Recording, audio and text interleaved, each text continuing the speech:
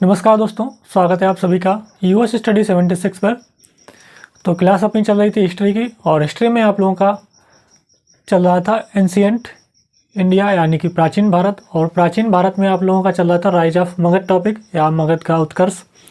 और मगध के उत्कर्ष को जैसा कि पहली क्लास में बताया, इसको 3 पार्टों में डिवाइड किया था। प्री मौर्यन पीरियड और मौर्यन पीरियड और पोस्ट मौर्यन पीरियड। मौर्योत्तर काल, प्री मौर्यन पीरियड पूर्व मौर्य काल, मौर्य काल से पहले का समय, और मौर्य काल और मौर्य काल के बाद का समय। तो इसमें यहाँ पर इससे पहले आप लोगों की 13 क्लासें हो चुकी हैं, आज 14वें नंबर की क्लास है। तो जिन मेरे प्यारे साथियों ने अगर पिछली क्लासें नहीं देखी हैं तो वो भी देख लें, और आज की क्लास को स्टार्ट करते हैं। तो आज आप लोगों का इसमें स्टार्ट करने वाले हैं मौर्य वंश या मौर्य पीरियड। और इससे पहले प्री मौर्यन पीरियड जो था और पूर्व मौर्य काल जो था वो आप लोगों का कंप्लीट हो चुका है। उसमें आप लोगों का जितने भी डायनेस्टी होती थी वो सारी की सारी कंप्लीट हो गए, और उसके बाद जो विदेशी आक्रमण थे वो भी कंप्लीट हो गए। तो पिछली क्लास ज़रूर देख लें, और आगे आज देखते हैं। तो पिछली क्लास अगर देखी होगी तो अच्छे से समझ में आएगा, नहीं देखी है तो जाके पिछली क्लासें भी देख लें। और साथ ही साथ चैनल को सब्सक्राइब भी कर दें और बेल आइकन पर प्रेस कर दें, जिससे कि आप लोगों को वीडियो की जो डेली की डेली वीडियो है वो आप लोगों को टाइम से नोटिफिकेशन मिल जाए और आप इसको पढ़ सकें। तो देखिए, आज स्टार्ट करते हैं मौर्य वंश या मौर्य डायनेस्टी। मौर्य वंश या मौर्य डायनेस्टी जिसका टाइम पीरियड रहा था 323 बीसी से लेकर 323 बीसी से लेकर 185 बीसी तक, यानी कि 323 बिफोर क्राइस्ट से लेकर 185 बिफोर क्राइस्ट तक इसका टाइम पीरियड रहा था। उसके बाद में बात करते हैं कि मौर्य वंश के क्या सोर्स हैं, कहाँ से हमको जानकारी मिलती है मौर्य वंश की जानकारी हमको कि इसमें कौन कौन से शासक हुए हैं और उन्होंने जो शासन किया है वो कब से कब तक किया है, इस बात की हमको जानकारी कहाँ से मिलती है। तो इस बात की जानकारी हमको मिलती है, तो जानकारी हमको 2 जगह से मिलती है। एक तो लिटरेसी सोर्स हैं, साहित्यिक स्रोत हैं, और एक प्रातत्विक आर्कियोलॉजिकल। तो 2 सोर्सों से हमको जानकारी मिलती है मौर्य वंश के बारे में। साहित्यिक स्रोत में हमको जानकारी कहाँ से मिलती है, देखिएगा। एक तो मिलती है हमको अर्थशास्त्र, जिसकी रचना चाणक्य ने की थी, और चाणक्य या इनका दूसरा नाम था कौटिल्य और विष्णुगुप्त। इनको कौटिल्य और विष्णुगुप्त नाम से भी जानते हैं। तो अर्थशास्त्र की रचना जो की थी चाणक्य ने, तो कहने के लिए तो ये चाणक्य है, लेकिन इसमें सब्जेक्ट जो था वो था पॉलिटिकल, यानी कि राजनीतिक विषय था इसका, लेकिन नाम इसका अर्थशास्त्र है। उसके बाद में हमको जानकारी मिलती है इंडिका से, जिसकी रचना की थी मेगस्थनीज ने। इनके बारे में अभी पढ़ेंगे, मेगस्थनीज के बारे में। तीसरी मिलती है हमको महाभाष्य से, जिसकी रचना की थी पतंजलि ने। चौथी हमको मुद्रा राक्षस, जिसकी रचना की थी विशाखदत्त ने। उसके बाद में कल्पसूत्र, जो जैन धर्म के भद्रभाहु ने रचना की थी, उसके बाद में कथा सरित सागर, जो सोमदेव ने रचना की थी इसकी। उसके बाद में अष्टाध्यायी, जिसकी रचना की थी पाणिनि ने। तो ये हमारे हो गए साहित्यिक स्रोत यहाँ पर। अर्थशास्त्र, इंडिका, महाभाष्य, मुद्रा राक्षस, कल्पसूत्र, कथा सरित सागर और अष्टाध्यायी, ये तो हो गए साहित्यिक स्रोत। यहाँ से हमको मौर्य वंश के बारे में जानकारी मिलती है। अब बात कर लेते हैं आर्कियोलॉजिकल स्रोत में या पुरातात्विक स्रोत में। तो पुरातात्विक स्रोत में हमको जानकारी मिलती है सबसे पहले तो अशोक के अभिलेख से, क्योंकि अशोक के अभिलेख से हमको जानकारी मिलती है, और ये भारत के सबसे प्राचीनतम अभिलेख माने जाते हैं। भारतीय इतिहास के सबसे प्राचीनतम अभिलेख माने जाते हैं अशोक के अभिलेख। सबसे प्राचीनतम अभिलेख माने जाते हैं अशोक के अभिलेख, जो कि 2 लिपि में लिखे हुए हैं। 2 लिपि में लिखे गए हैं, एक तो खरोष्टी लिपि में और एक ब्राह्मी लिपि में। तो ये 2 लिपि में लिखे गए हैं, एक खरोष्टी लिपि में और ब्राह्मी लिपि में। तो खरोष्टी लिपि के बारे में बात की थी पिछली क्लास में, बताया था इसका विकास कैसे हुआ भारत में और कहाँ से ये आई है। तो ये ईरान से आई है खरोष्टी लिपि। ईरानियों के आक्रमण होने के बाद इसका विकास भारत में हुआ था खरोष्टी लिपि का। तो पिछली क्लास देख लेंगे ना, तो उसमें और अच्छे से समझ में आएगा। तो अशोक के अभिलेख जो थे 1837 में जेम्स प्रिंसिप नाम के व्यक्ति के द्वारा सबसे पहले पढ़े गए। अब बात करते हैं अशोक के अभिलेख को हम 3 कैटेगराइज में विभाजित करते हैं, डिवाइड करते हैं 3 कैटेगरीज में।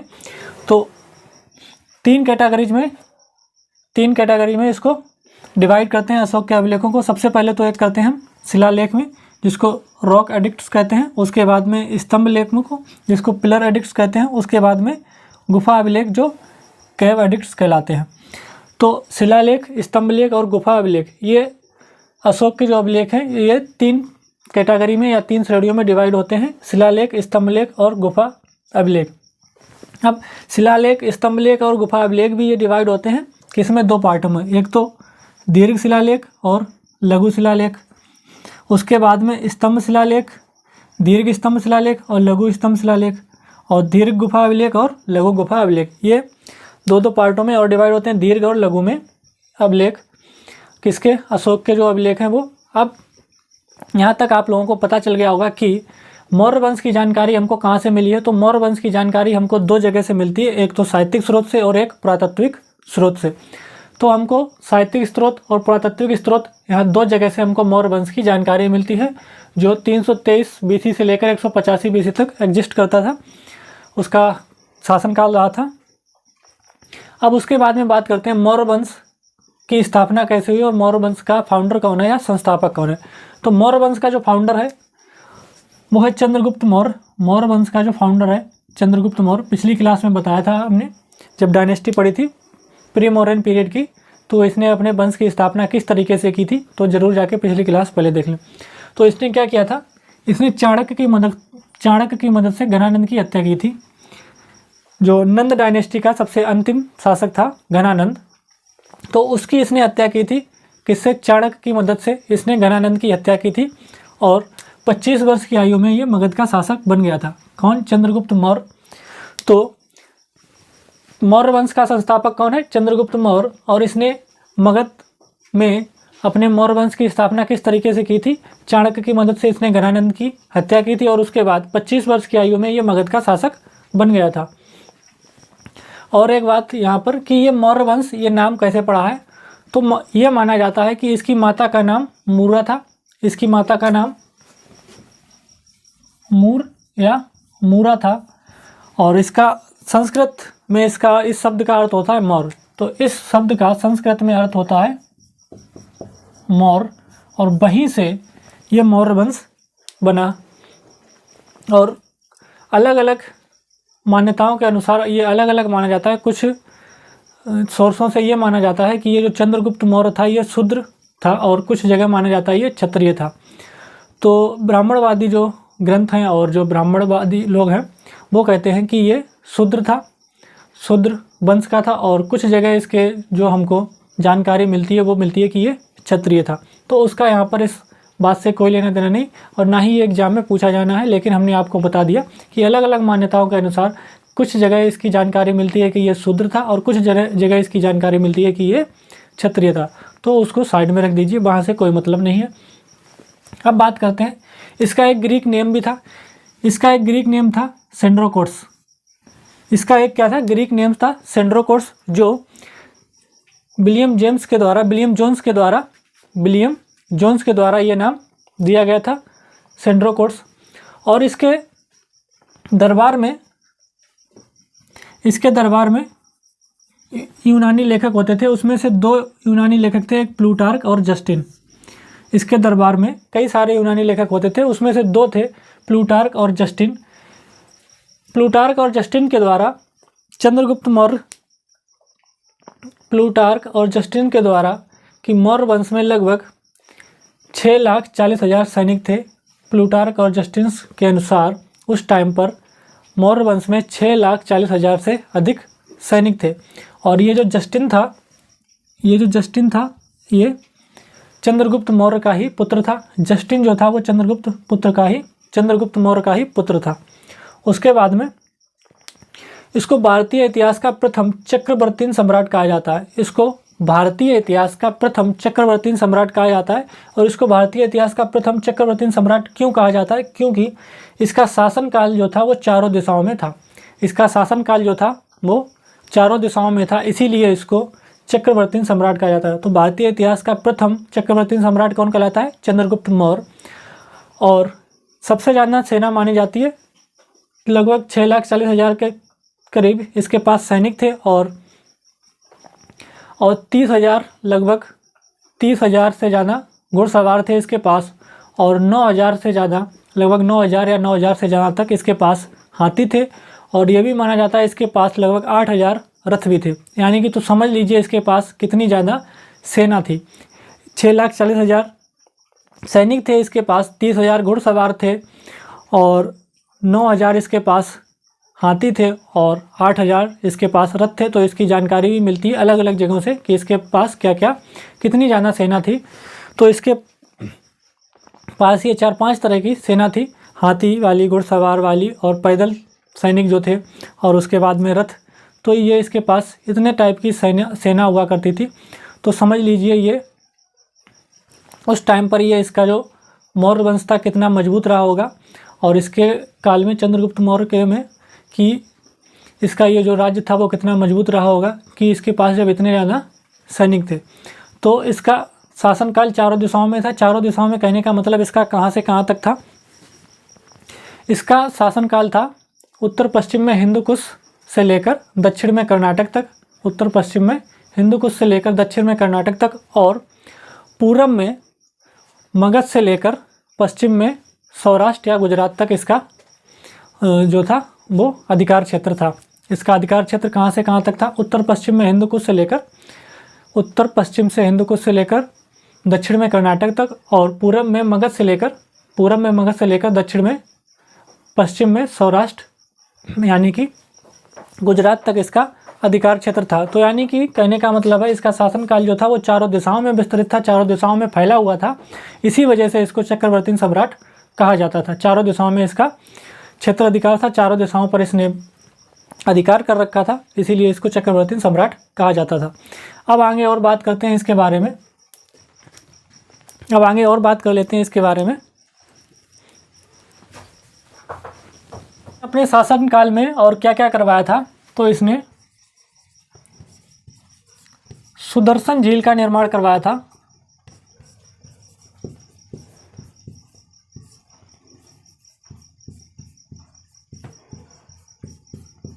सुदर्शन झील का निर्माण करवाया था इसने, कहाँ पर, गिरनार पर्वत पर।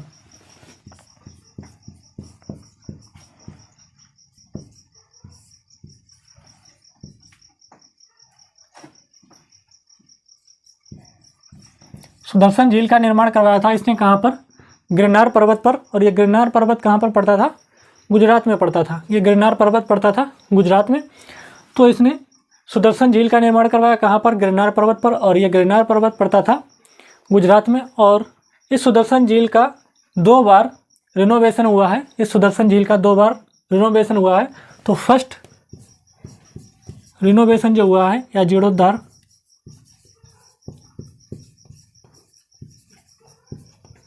फर्स्ट इसका जीर्णोद्धार जो करवाया था वो करवाया था रुद्रदामन ने।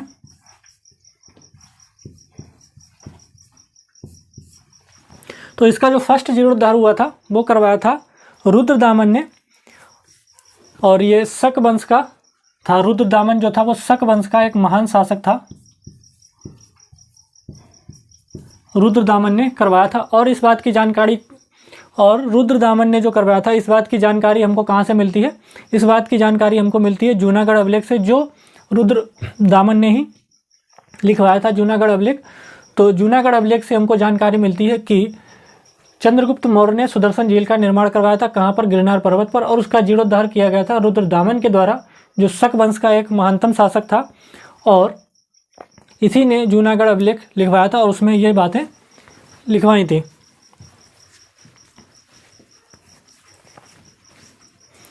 तो इस बात की हमको जानकारी कहाँ से मिलती है, जूनागढ़ अभिलेख से।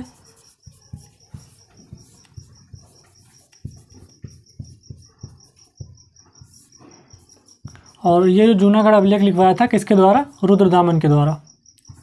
तो इस बात की जानकारी हमको मिलती है जूनागढ़ अभिलेख से।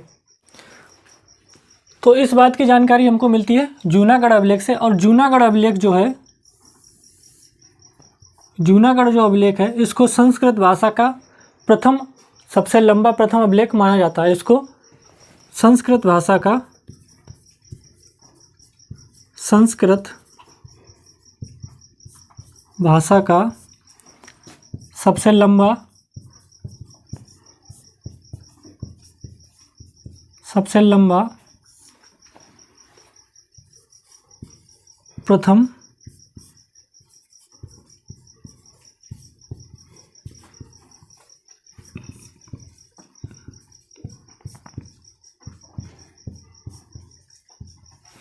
तो ये जूनागढ़ जो अभिलेख है, ये भारत में संस्कृत भाषा का सबसे लंबा प्रथम अभिलेख माना जाता है? कैसा माना जाता है? संस्कृत भाषा का सबसे लंबा प्रथम अभिलेख माना जाता है कौन सा? जूनागढ़ अभिलेख। तो सेकंड जीर्णोद्धार जो था वो करवाया था स्कंदगुप्त ने। सेकंड, दूसरा रिनोवेशन जो था, दूसरा रिनोवेशन जो था वो करवाया था स्कंदगुप्त ने। और ये स्कंदगुप्त जो था वो गुप्त वंश का था, गुप्त वंश का अंतिम शासक था स्कंदगुप्त जो था। इसने भी अपनी जानकारी किसमें? जूनागढ़ अभिलेख में लिखवाई थी। इसने भी अपनी जानकारी ये वाली जूनागढ़ अभिलेख में जुड़वाई थी या जुड़वा दी थी बाद में।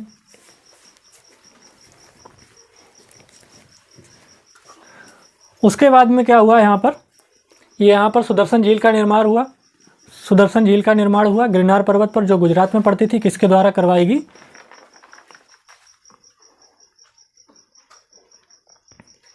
तो यहाँ पर इतना आप लोगों का हो गया। और जो इम्पोर्टेंट क्वेश्चन बनता है वो ये बनता है कि भारतीय इतिहास का प्रथम चक्रवर्ती सम्राट कहा जाता है किसको? चंद्रगुप्त मौर्य को। और ये बनेगा सुदर्शन झील का निर्माण किसने करवाया था? चंद्रगुप्त मौर्य ने। कब करवाया था? कहाँ पर करवाया था? गिरनार पर्वत पर करवाया था। तो ये इतना चंद्रगुप्त मौर्य से इम्पोर्टेंट बन जाएगा। अब बात कर लेते हैं, अब आगे बात कर लेते हैं, अब बात करते हैं 305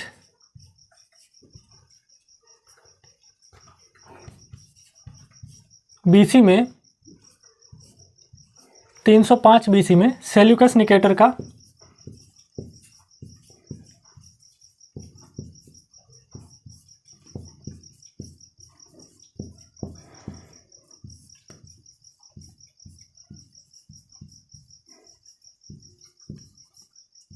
आक्रमण 305 बीसी में हुआ चंद्रगुप्त मौर्य के ही शासनकाल में सेल्यूकस निकेटर का आक्रमण।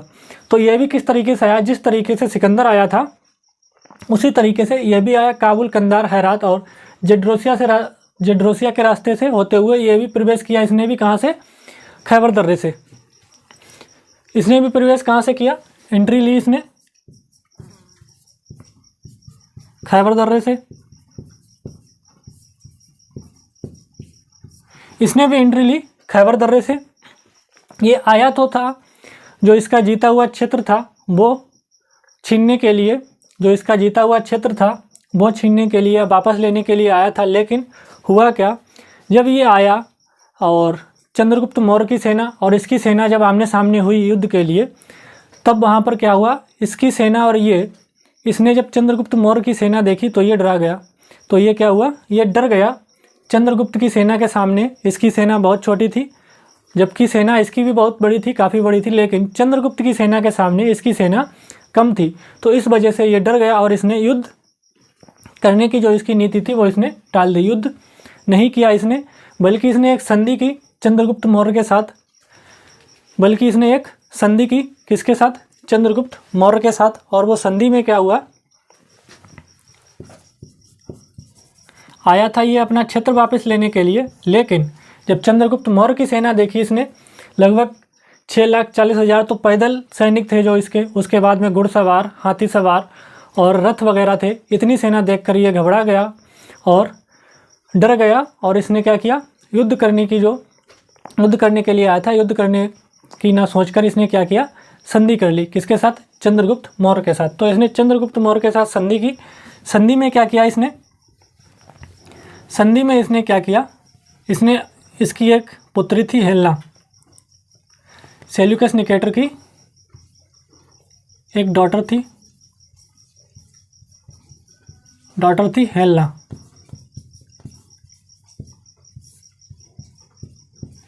इसका विवाह कर दिया किसके साथ? चंद्रगुप्त मौर्य के साथ।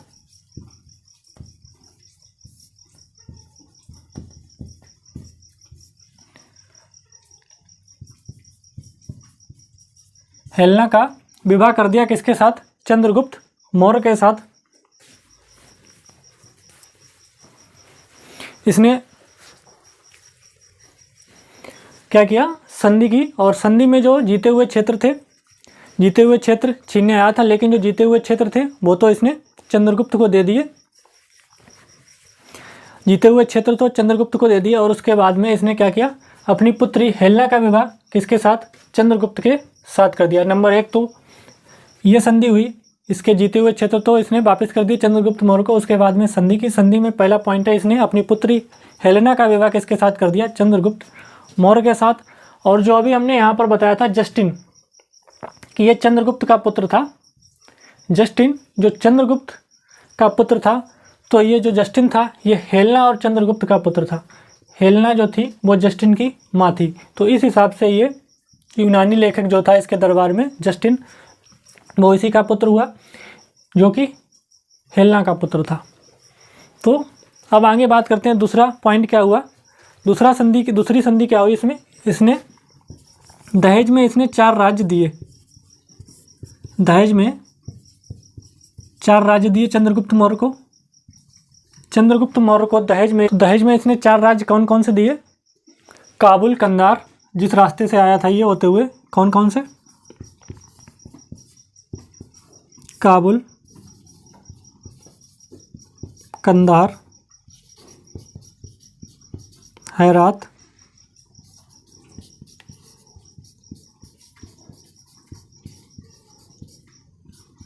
और जेड्रोसिया। ये 4 राज्य चंद्रगुप्त मौर्य को इसने दहेज में दे दिए और वापस लौट गया अपने मकदूनिया, और वापस लौट गया ये। और जब ये वापस लौटा चंद्रगुप्त मौर्य ने इसको 500 हाथी उपहार में दिए। जब सेल्यूकस निकेटर वापस गया तो निकेटर को क्या दिए, 500 हाथी उपहार में दिए। किसको, सेल्यूकस को 500 हाथी गिफ्ट कर दिए चंद्रगुप्त मौर्य ने। तो सोच सकते हो जब 500 हाथी उसने उपहार में दिए और उसके पास लगभग 9000 हाथी थे, तो सेल्यूकस को जब ये वापस गया तो 500 हाथी उपहार में दे दिए सेल्यूकस निकेटर को। और सेल्यूकस निकेटर ने अपना एक राजदूत भेजा चंद्रगुप्त मौर्य के दरबार में जो कहलाता है मेगस्थनीज। तो सेल्यूकस निकेटर ने अपना राजदूत भेजा,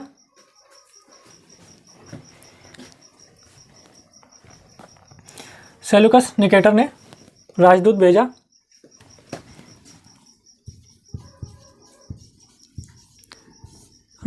भेजा किसके दरबार में, चंद्रगुप्त मौर्य के दरबार में जो कहलाता है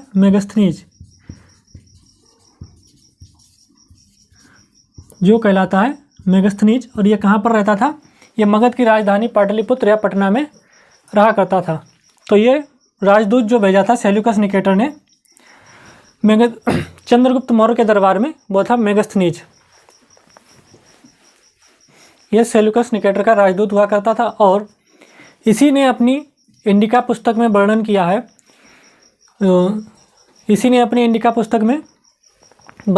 उस टाइम पर जो इसने उस टाइम पर पाटलिपुत्र की लंबाई और चौड़ाई जो बताई थी वो इस टाइम पर प्रेजेंट टाइम पर पटना की है। तो यहाँ से ये सिद्ध होता है कि जो उस टाइम का पाटलिपुत्र था वो अब पटना है, क्योंकि इसने जो बताई थी वो पाटलिपुत्र की लंबाई ज़्यादा बताई थी और चौड़ाई कम बताई थी, और उसी टाइप का आज पटना है, लंबाई ज़्यादा है उसकी और चौड़ाई कम है। तो इसने, और ये पटना में ही रहा करता था, और इसने ये पटना में ही रहा करता था मेगस्थनीज चंद्रगुप्त मौर्य के जो दरबार में था। और इसने चंद्रगुप्त मौर्य के कई सारे, और यहाँ पर इसने कई सारी चीज़ों का इसने यहाँ पर देखा और उन सभी का वर्णन अपनी पुस्तक इंडिका में किया। अब आगे बात कर लेते हैं, ये तो हो गया सेल्यूकस निकेटर का आक्रमण जो किया था। अब आगे बात करते हैं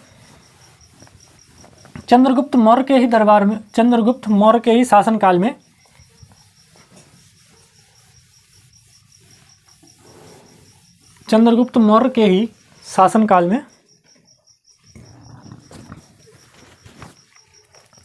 तो अब बात करते हैं आगे 300 BC में चंद्रगुप्त मौर्य के ही शासनकाल में एक जैन महासंगीति हुई थी जो किसने आयोजित करवाई थी? चंद्रगुप्त मौर्य ने। जैन महासंगीति हुई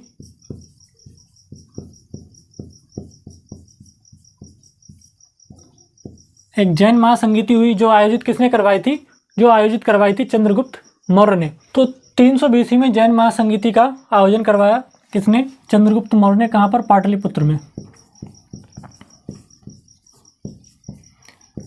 पाटलिपुत्र में आयोजन करवाया।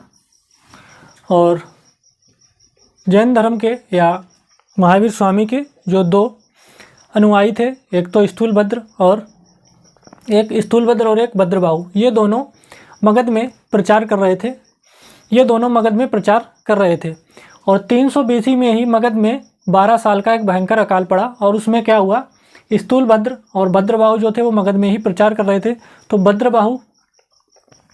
भद्रबाहु के लोग स्थूलभद्र के पास गए और बोले कि यहाँ पर 12 वर्ष का जो भयंकर अकाल पड़ा है, तो हमें अपने अनुयायियों या अपने शिष्य को किसी एक सुरक्षित जगह पर ले जाना चाहिए। लेकिन स्थूलभद्र जो थे, तो इसमें स्थूलभद्र जो थे और एक भद्रबाहु,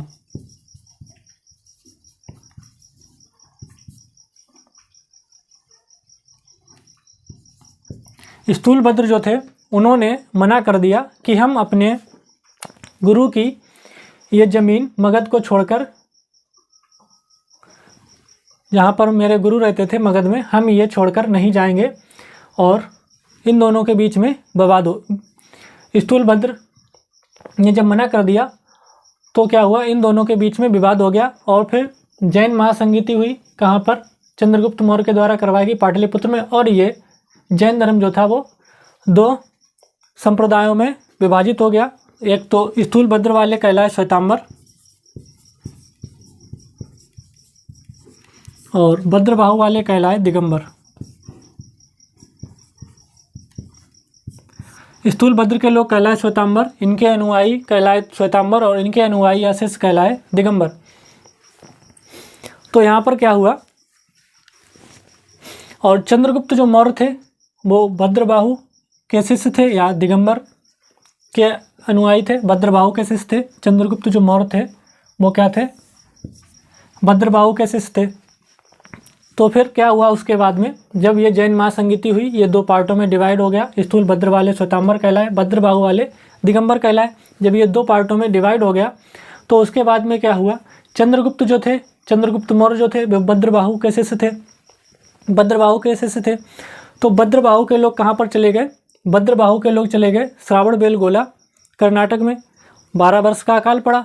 कहाँ पर? मगध में भयंकर अकाल पड़ा 300 BC में 12 वर्ष का। तो श्वेतांबर वाले तो जो स्थूलभद्र वाले लोग थे वो कहाँ पर रहे? वो तो रहे मगध में ही। और जो भद्रबाहु के लोग थे जो दिगंबर कहलाए वो चले गए श्रवणबेलगोला कर्नाटक में। और चंद्रगुप्त मौर्य जो था वो भद्रबाहु का शिष्य था। तो चंद्रगुप्त मौर्य भी अपना सिंहासन अपने बेटे बिंदुसार को सौंपकर, चंद्रगुप्त मौर्य भी अपना सिंहासन अपने बेटे भद्रबाहु को सौंपकर,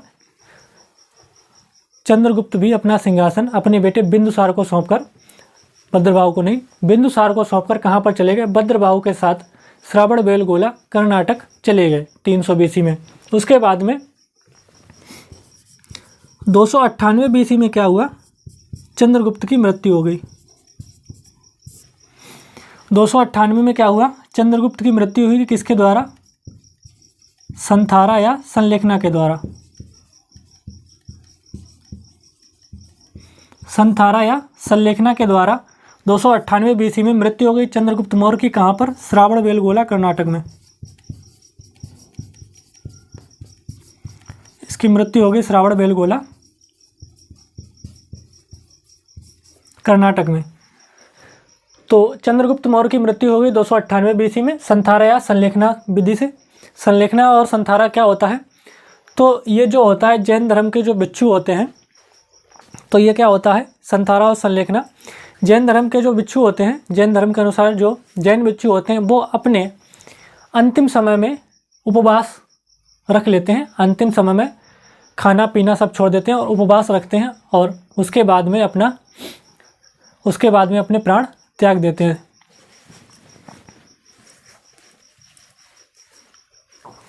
या भूखे प्यासे रहकर उनकी मृत्यु हो जाती है, या उपवास रख लेते हैं और खाना पीना सब छोड़ देते हैं, तो कॉमन सी बात है मृत्यु हो ही जाएगी, तो धीरे धीरे उनकी मृत्यु हो जाती है। तो ये थी संथारा संलेखना क्या होता है, और अभी भी जैन भिक्षु करते हैं ये संथारा और संलेखना। चंद्रगुप्त मौर्य की मृत्यु 298 BC में हो गई। तो मैं उम्मीद करता हूँ यहाँ तक आप लोगों को समझ में आया होगा। अब बात करते हैं आगे सक्सेसर, चंद्रगुप्त मौर्य का सक्सेसर या उत्तराधिकारी कौन बनेगा। चंद्रगुप्त मौर्य का सक्सेसर उत्तराधिकारी इसका बेटा बिंदुसार बनेगा, तो वो बात करेंगे नेक्स्ट क्लास में। आज इतना ही रखते हैं, मिलते हैं अगली क्लास में, इसी को पढ़ेंगे, मौर्य वंश को ही, मौर्य डायनेस्टी को, और आगे बात करेंगे बिंदुसार और अशोक के बारे में। तो आज की क्लास को इतना रखते हैं, मिलते हैं अगली क्लास में, तब तक के लिए आप सभी को बहुत बहुत धन्यवाद।